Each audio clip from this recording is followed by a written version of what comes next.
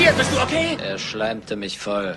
Na, zum Glück werden bei Videos keine Gerüche übertragen. Und damit moin moin und herzlich willkommen beim TWS und zu einem Thema, zu dem ich immer wieder Kommentare und Fragen erhalte.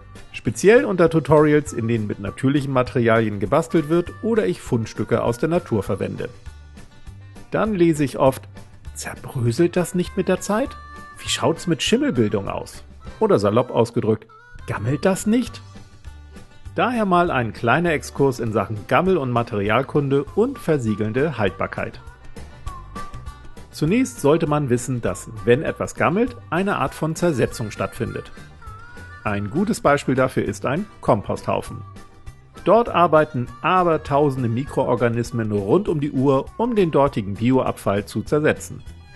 Entscheidend dabei sind eine gewisse Feuchtigkeit und ausreichend Sauerstoff. Ähnlich sieht es auch in freier Natur aus, also zum Beispiel auf schattigen Wald- und Parkböden.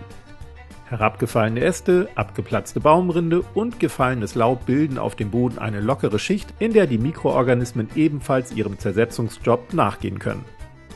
Aber wie gesagt, es muss einigermaßen schattig sein, sonst trocknet die Sonne einfach alles nur aus. Und auch wenn manche Hobby-Ecke daheim nicht immer blitzblank geputzt ist, hat wohl kaum jemand sowas wie einen Komposthaufen in seinem Bastelzimmer, oder? Entsprechend fehlt ein wichtiger Faktor, damit sich Biomaterialien zersetzen können: Feuchtigkeit. Wer also in der Natur Sachen zum Basteln sammelt, muss sie nach dem gründlichen Säubern einfach nur trocknen. Zum Beispiel auf der Fensterbank, auf der Heizung oder zur Not im Backofen bei niedriger Temperatur. Sobald dann jegliche Feuchtigkeit entwichen ist, kann das Material auch nicht mehr gammeln.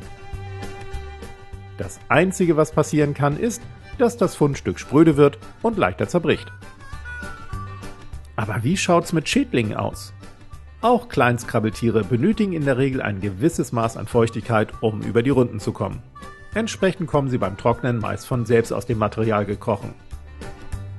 Wer schon mal Birkensamen gesammelt und getrocknet hat, weiß, wovon ich rede. Übrigens, die hier habe ich vor über einem Jahr gesammelt, einige Tage in der Sonne getrocknet und seitdem in diesem Bottich. Und es ist nichts vergammelt.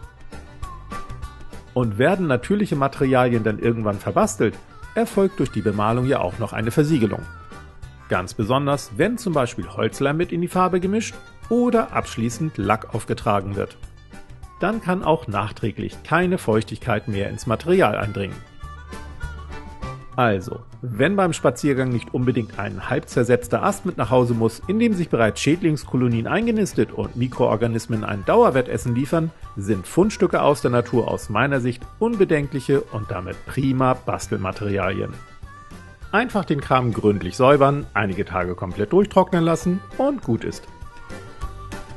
Und wenn doch mal was Feuchtes verbastelt wird, wie zum Beispiel frischer Kaffeesatz oder Teereste, gebt einfach einen guten Schuss Holzleim mit in die Farbe. Der Kleber versiegelt dann alles und sperrt jegliche Mikroorganismen aus. Das war's auch schon mit meinem kleinen Exkurs, daher nun viel Spaß beim Spazierengehen. Beschädigt nur bitte keine intakten Bäume oder Pflanzen, sondern sammelt nur das zum Basteln ein, was ihr regulär in der Natur findet.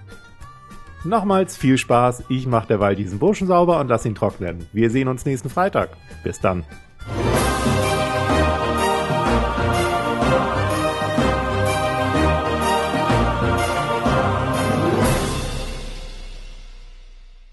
Rum, tidudididum, tidudididum, tidudididum, tidum.